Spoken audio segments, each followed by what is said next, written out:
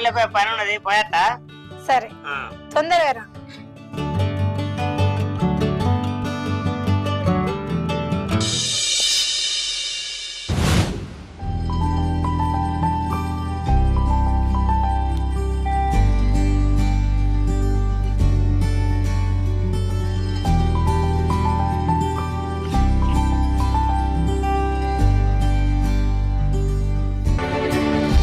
ఏంటండి, ఎవరు కావాలి మీకు? నేను పక్కింటి కిరాయికి వచ్చిన, మీరేమన్నా సాయం చేస్తారని వచ్చిన. అవునా,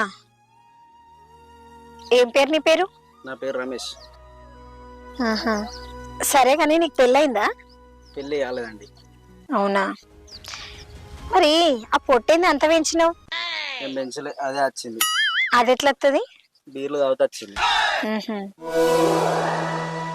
సరే కానీ